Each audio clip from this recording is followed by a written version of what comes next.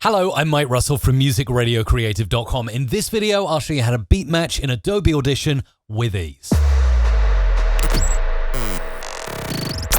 This video is sponsored by AE Scripts and Memo World, who were cool enough to send me their awesome plugin Beat Edit for Adobe Audition. Now, Beat Edit's been available for Premiere Pro for a while, but now you can use this natively in Audition, and I'm going to show you how to use it to make a cool sounding beat mix with 3 different tracks. So how do you get Beat Edit? Well, first you need to go to mrc.fm/Beat Edit. When you go there, go ahead and purchase the plugin and you can download it, and you'll find that it comes as this nice ZXP file. There's also a ZXP installer, or ZXP if you prefer, the other side of the pond. Drag and drop that file into the installer. It says you're about to install Beat Edit for Adobe Audition. Yes, please. Click yes to this, and whether you're on a Mac or PC, within moments you'll have it installed on your own computer and ready to use in Adobe Audition.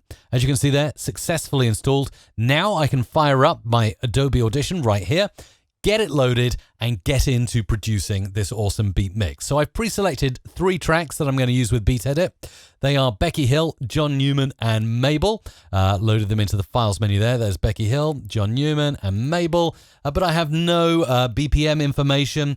You've seen previous videos of mine where I've taken you through doing mathematical calculations. Beat Edit takes that all and does it for you and just makes beat matching and beat mixing an absolute pleasure. So let's see how the plugin works. I'll stick on my headphones, and the extension you'll find in the window menu once it's installed under extensions here, and there's Beat Edit. Now you can either use it here, free, undocked, or of course you can drag and drop it anywhere you like in the Adobe Audition interface, but I like to click this menu and undock it to have it nice and free and easy to use. So when you click Load Music over here on Beat Edit, you will see that it goes through, detects the beats, and it's done it already. Let's listen. Don't call me up, I'm going out tonight, feeling good now you're out of my life. I'm hearing the clicks on the beats there. That's pretty good, isn't it? So once you've done that with Mabel, you simply go here and you click Create Markers, and it's going to click, and look at that, straight away goes and puts in the markers on the beats. This is going to be handy when we get into multi-track and start producing in a moment. Let's do it again with John Newman. Just select his track there, and again, it's just a case of going into the Beat Edit interface, load music, beat detection, done. Let's play. And if you can't hear the beats so well, you can actually fade down the music. So let's do that.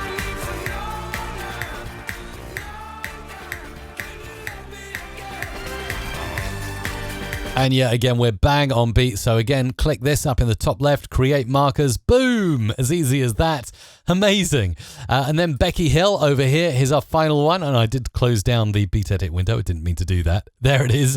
And we'll go ahead and we'll load in the music like this. Let's have a listen, make sure it's on beat. Okay, interesting thing that's happening here, it's picking up the in-between beats, not the beats here. So sometimes, occasionally, I've noticed this has happened with a song. It's very, very easy to correct. First of all, you subdivide the beats by 2. So then we've got essentially clicks everywhere.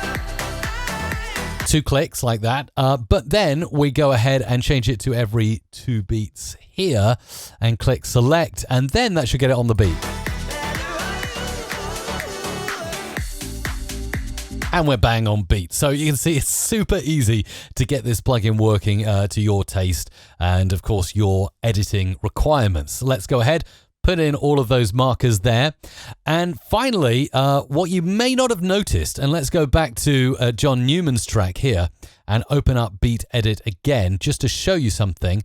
Not only was it identifying where the beats were, but also it will tell you down here the BPM of a track. So John Newman is 126 BPM, Mabel is a lot slower, and I believe Becky Hill's around 124 BPM. So earlier on, I went ahead and created a drum loop track over on my MacBook Pro on Logic, and it's 126 BPM. Well, that's what Logic told me. Very simple drum track, and we're going to be using this to do our beat mix with. So, of course, I can see the beats there, but why not use Beat Edit, because this is going to make things easy when we start snapping to the beats in the multi-track. Load the music in, boom, within seconds, 126 BPM. Let's just check it. Yeah, of course, that's bang on. So let's lay those markers down on that track. And hooray, right, we're ready to do some multi-track action. Are you ready to make the best beat mix you've ever done in less time than you spent before. Multitrack, and let's call this beat mix. Simple as that. In we go, and let's go ahead and grab this, put this on track 1. You see the markers are retained there. Then we're going to start off with, I think, a bit of John Newman. So let's get John Newman. And this should exactly actually match up with our beat match up here. So let's make sure we get that absolutely bang on point, and it's going to be somewhere around there. Perfect. Okay, so John Newman comes in around here. And again, see, I've got snapping turned on. That's this magnet icon. You can turn it on and off by clicking the magnet or hitting S on your keyboard. So you see my beats are syncing up like that perfectly. Okay, so we'll bring this in. We'll start off with 1, 2, 3, 4, 1.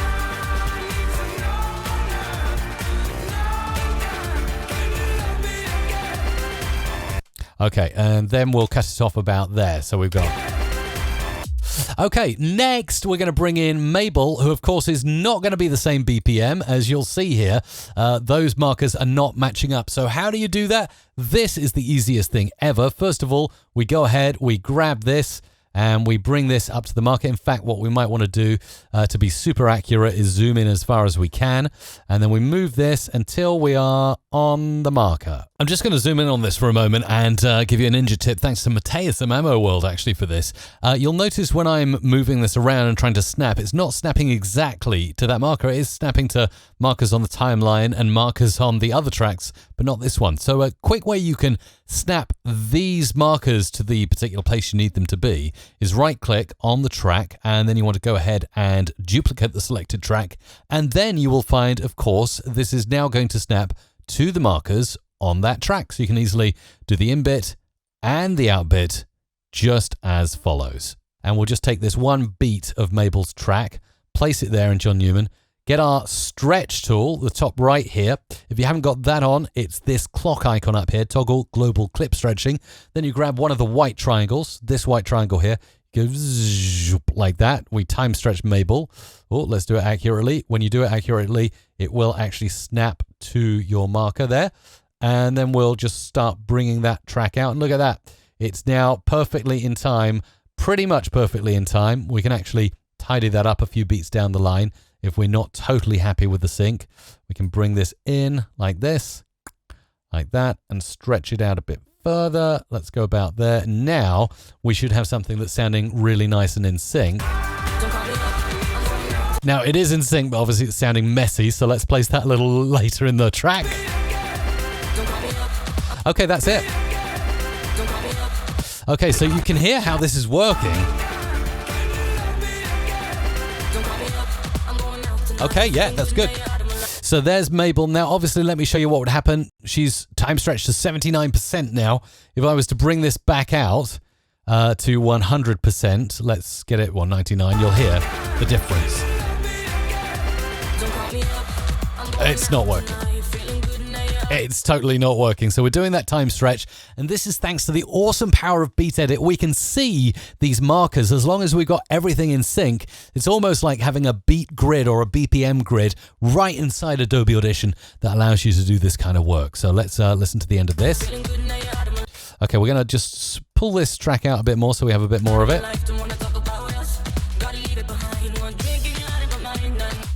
Okay, let's see.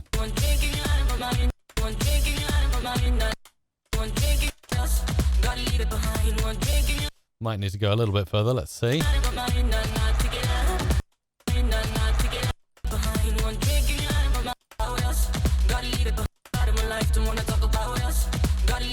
Okay. And I think we'll take it from Talk About Us. That's going to be a good place to break it. And you see, this little drum loop at the top here on track 1 is a really good guide for the whole of the beat mix. And you see the beat loop still goes on and on. So now our final piece, Becky Hill, Better Off Without You. And again, she's probably not going to be quite in sync because we're 124 BPM on this track. So let's bring that in here and make sure we are just stretching this so it fits perfectly. And again, actually, that's really not too bad. Minor amount of time stretching needed there. and that should get Becky Hill perfectly in sync. Let's listen. Okay, cool. So better off. So she comes in. Better off there. Let's try it here and see how that sounds.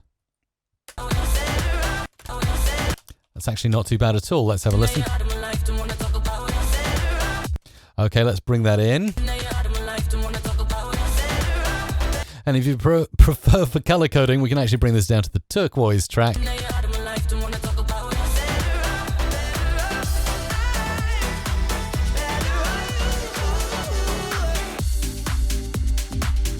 That's good.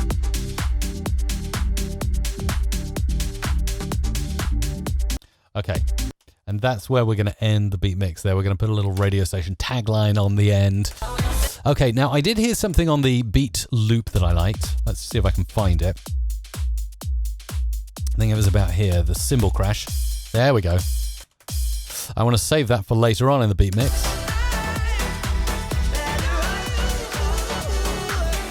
And that's where I want to put it there. Because there is a cymbal crash there. So we just need to zip this along a little bit like that. And of course the wonderful beat edit markers are keeping me in time. They're not letting me sync out of time here.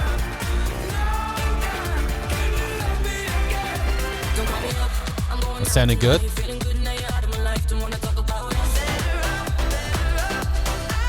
And then the cymbal crash. That's it. Let's listen to how this ends at the end. Okay, so that's pretty cool, isn't it? And then we'll just zip that off at the end. And I might actually zip that off a little early. No, that's too early. And we'll use some sound effects to polish this all off. So we're missing a bit of the beats loop at the start. So I'm just going to, again, using snapping with the beat edit guides here, I'm going to hit Control K and split this. And I'm just going to double it up now. I'm going to put that there and that there. So we come in like this. There's a bit of a harsh start to that John Newman track, so I'm going to pull this back ever so slightly and fade it in. That's much better. Maybe just make that slightly less. Let's do that. That's sounding good. I'm just tidying up here now. Before I do anything with voiceovers or sound effects, I want to make sure the mix overall sounds good. Okay, let's bring that fade in a little more. No, that's too much now. Let's move that up. Actually, I'm thinking something we could actually do here is pop open the automation on this track, and we could go ahead and let's see what we've got here. We could do track EQ. Oh, we got a ton of stuff here, haven't we? Wow, my goodness me. Okay, let's go for high shelf gain. And in order for this to work, we need to go to the mixer view on track 2 and enable the EQ. Toggle it on here. Now we can do fun stuff. Let's just see if this works. A little bit of an experiment here. Okay, that's pulling on the treble. We might want to pull that down. Let's try it the other way. See what that does. And so we're rolling off some of the high end there. I think that works rather well. We want to do it rather subtly. Move this over a little bit more, this little edit line here. Let's zoom right in so we can really get a grip of that. So pull that over. Okay, that's sounding good. And I still think we could do more things with this, like perhaps put a bit of reverb on these tracks as well. Okay, let's fade that out. And again with Becky Hill, just make sure that fade is just nice and easy so it comes in easy. Okay, that's feeling good. I'm feeling happy about that now. So I'll show you some reverb. If we go into the effects rack on John Newman's track, we go into the reverb. We go for studio reverb here. Let's just see how this sounds. Okay, that's a heck of a lot of reverb. So we need to go from dry to wet at some stage. Let's bring the dry up, the wet down. And again, in this automation, underneath track number 2, we're going to look for our studio reverb.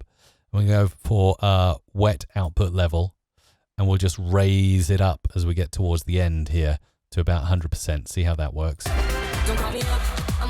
Okay. So And that gives it a nice finish, a nice wet finish. Let's listen to it on solo. And that's actually probably got to come in earlier to have an effect. Let's go all the way back. And bring it back in. So there we go. It finishes off and finalizes that track nicely.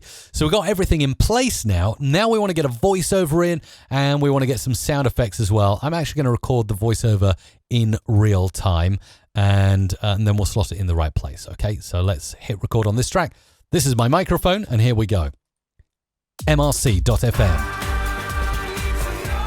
Okay, it's recording everything there. I need to change my input to be analog 1. Yeah, that's my mic. Okay, let's do that.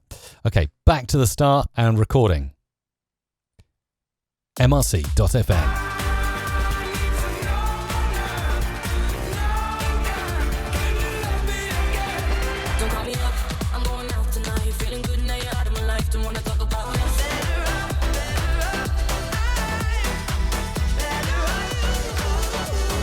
We play the best music on your dial. This is MRC.FM. Remixes only. Okay, something like that. Then we'll go ahead into this voiceover track, normalize it, and we'll bring it into place and edit it up to make it sound rather good. First of all, I'm going to go ahead and just add a few extra bits to this channel. I'm going to add in a dynamics effect, make this nice and compressed so it sounds hot. MRC.FM. So we'll go ahead and push the threshold up and the ratio up. MRC.FM. Push that up, push the limiter on so we get this. MRC.FM. MRC.FM. MRC.FM. And of course, no piece of radio imaging would be complete if we didn't put a high pass filter on. So just for the sake of processing this so you can get an idea of what I might do, I'm going to go to the default view, high pass filter, and I'm actually going to whack that all the way up to around 225. MRC.FM. And we will go ahead and put on some reverb over here. Let's get some studio reverb, and we'll go for vocal reverb small, and we'll push the wet up and the dry up. MRC.FM. Too much reverb. That's enough. Okay. And then we'll focus in on this. And again, using Beat Edit's lovely guides, we can get this bang on the beat. So let's do that. There we go. MRC. And then we'll cut the .fm. And actually, we'll place that on another track. Let's actually make sure we've got this right up to the wire so we can get that on the beat. MRC.fm. And I'm going to duplicate that onto this track. I'm going to pan these tracks left and right. Pan those tracks left and right. MRC.fm. There you go, that's the first bit. And back down here. We play the best music on your... So let's zoom in and make sure this is on beat. So again. We play the best music... a little bit later. We play the best music on your dial. This is... Okay, and then for this is, I kind of had a kind of thought in my mind. It would be something like... let's get this on beat. Your dial. This is, and then we'll go and we'll double that up and put that there. Your dial. This is. Okay, and again we're using clever use of panning here to make it sound good. This is. MRC.fm. MRC.fm. And then the big tagline at the end. We'll do remixes only. And again, we'll do this with the panning here. So let's get that down here and down here. Remixes only. Remixes only. And that's where we're going to have fun now, finally, with a little bit of the... let's see what we got. So we'll definitely pull that in, and I'm going to pop this up on... We're running out of tracks, aren't we? Let's bring in another track here. And again, I can use Beat Edit to make sure I'm in sync here with the song. Okay, that's going to go a little bit later. Let's get that on the beat. This is only. And we might just get a nice little whoosh or something for the end. Here we go. What have we got here? Could probably use something like that. And again, that will come in around there. So something like that, I think that will work rather nicely. Let's zoom out and let's put something on the start. Again, it could be some kind of rewind or maybe a beep or something like that, whatever you fancy. That could be interesting. Let's see how that syncs with the start of the track. So again, zooming in here. And there we go. MRC. Let's just fade that down when it starts to get busy there. MRC. MRC.fm. I don't think we need that crunch on the end there. MRC. So there we go. And then finally what I'm going to do is I'm going to go in and bring in some whooshes. You don't have to do this between the tracks, but it can kind of glue tracks together if needed. We've actually got 2 whooshes for the price of 1 there. So I'm going to place one here on the beat, cut it halfway, and place another one around here just before Becky Hill comes in. That should be perfect. No, that's too late. That's too early. Fade it down. It's too noisy. I'm going to switch off snapping for this so I can be a little more precise. That's perfect. That's too noisy. Bring it down again, and still too noisy. Let's try again. Okay, that's pretty good. Maybe just fade it down a couple more dB. And there you have it, using the fantastic Beat Edit, which is available right now for Adobe Audition. It's a fantastic plugin. Can't recommend it enough. mrc.fm/Beat Edit. And you can make something like this in a matter of minutes in Adobe Audition. Here is the beat mix I just created using the Beat Edit plugin. MRC.fm.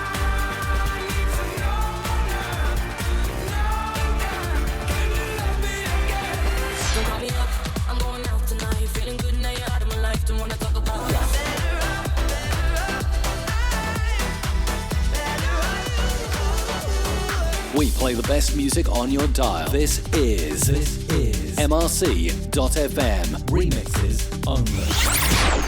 And it's as simple and as easy as that. mrc.fm/Beat Edit. And thank you so much, AE Scripts and Mamo World, for sponsoring this video. If you use this, do let me know how you get on in the comments down below.